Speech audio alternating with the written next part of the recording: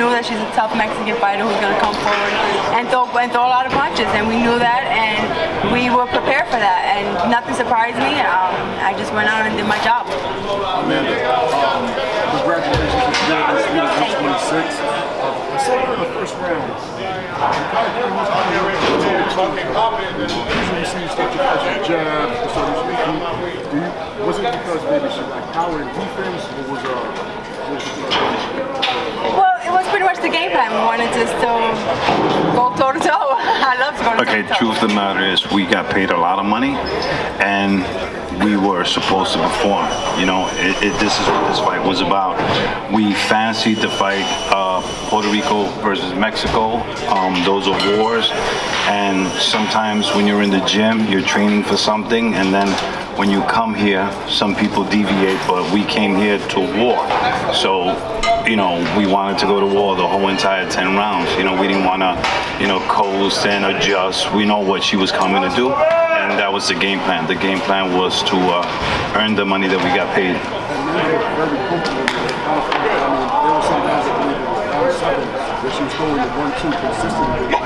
Yeah. Well, did you hear my trying to say it? Screaming in her corner? Yeah, we found a home for it, and I thought, you know what, let's have a little bit of fun. But, you know, then in the 10th round, we were like, you know, go back to the center, bite down on your mouthpiece, and perform. It seemed like, you know, when you had the head clash, it seemed like she was so comfortable, it was like she wanted to keep seeing more come.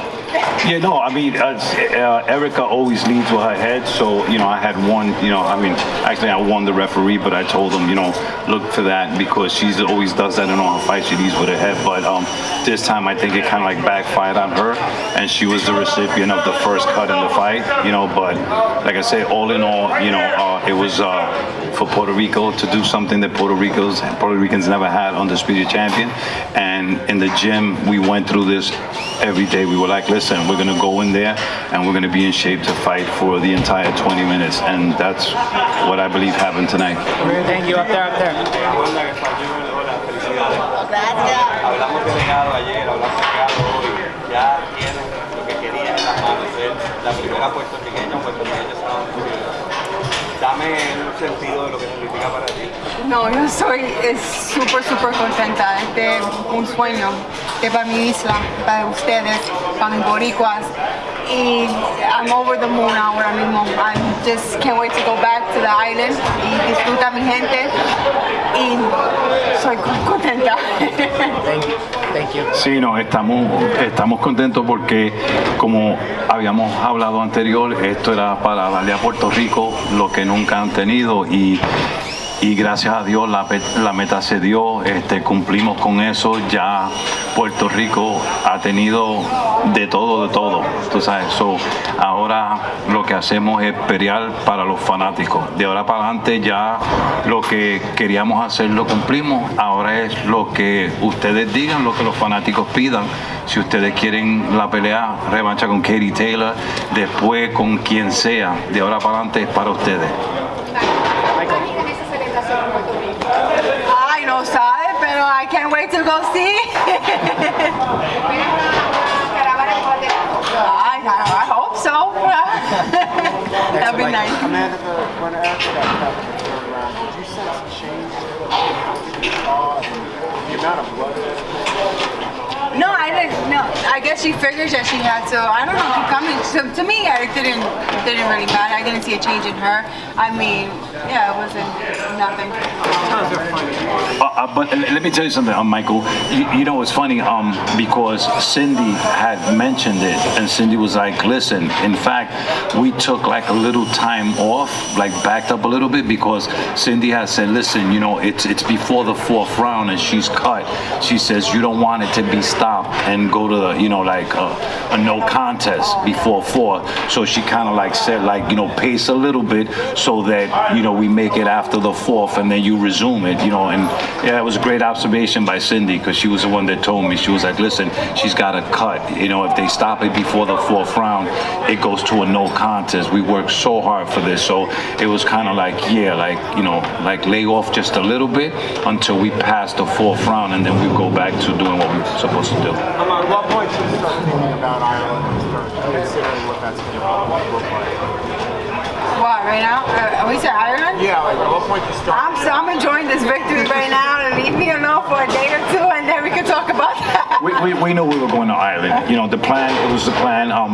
You know, Katie Taylor was super respectful and honorable, and she fought us here in New York. You know, we're Puerto Rican, but this is basically our home, and we promised. And one of the things that I had said was that the only way I take the Katie Taylor fight if it's in Ireland. You know, she deserves it. She's an advocate for female boxing, and like I said, to us as a business, it's never personal. So we have nothing but love and respect for her, and it doesn't matter where you put Amanda Serrano and Katie Taylor, they're gonna give it their all. Wherever you put them, it doesn't matter. What's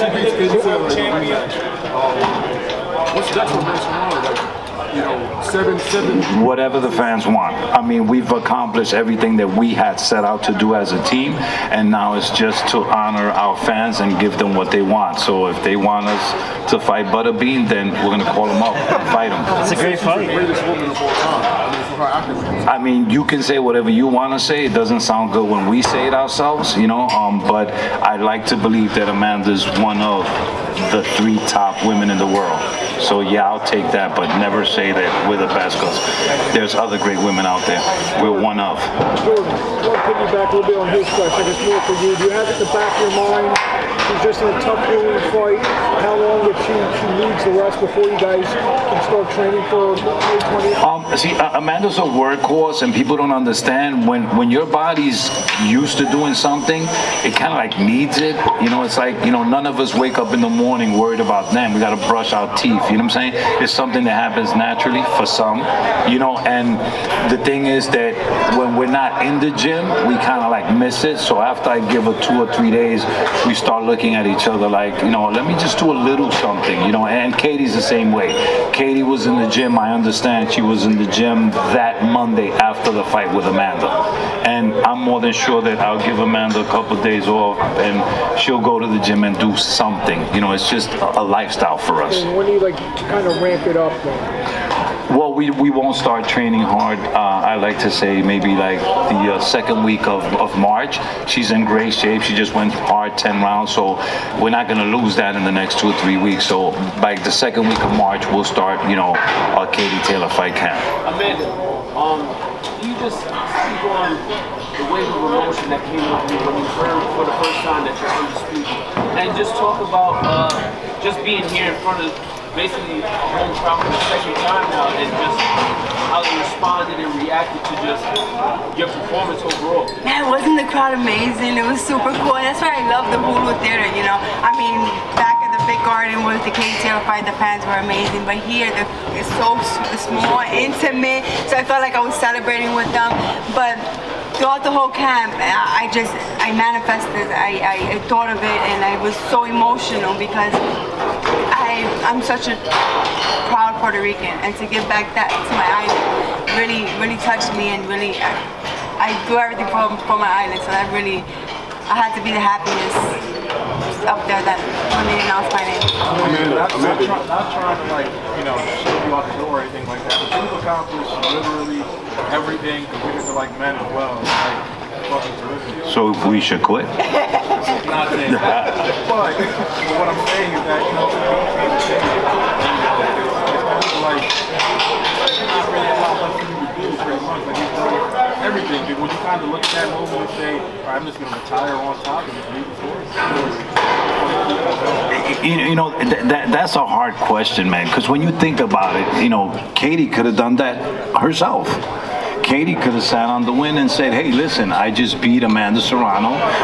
Let me just leave on top. But, you know, fighting, like I said, is internal and is a lifestyle. And you know, it's hard to tell a fighter, like, to hang it up. You know what I'm saying? I mean, I still bump into former world champions that are way past their prime, and the first thing that comes out of their mouth is, I could still do this. I think I could beat that guy. I could beat the other guy. You know, it's something that's internal. You know, sometimes we as trainers and managers, we have to, you know, pull the plug for them, because fighters don't quit, man. Yes, but once I say I'm retired, I'm done. I'm not gonna retire for a little while and come back. But yeah, no, I mean, definitely the rematch with Katie Taylor, and then we have the trilogy. Amanda, heading into tonight, obviously there was a lot of talk about the Katie Taylor rematch, how it had been set up. Did it weigh on your mind at all, knowing that you had a job at hand first before that fight? No, like I said before, I wasn't thinking about Katie Taylor this camp. I mean, we knew it was there, but I knew I had to go out and perform to my best abilities. If I didn't look good today, my coach would have been like, "We're not gonna take the fight with Katie Taylor." If I didn't win today, you can't overlook and get the type of money that we're commanding for a Katie Taylor rematch if you don't perform like this. You know what I'm saying? I mean, you have to fight and you have to look good.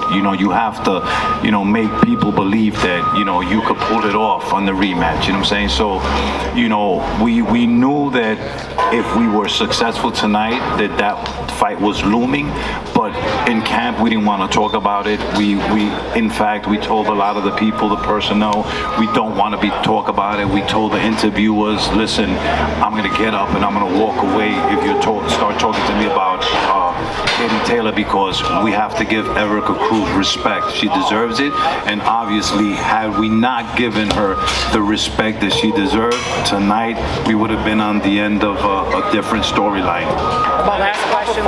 Amanda, to have a fight like that tonight, to become undisputed champion after such all that war from the fans' perspective, or you enjoyed it, but also maybe not as much as us, is that the perfect way for you to be crowned the undisputed queen?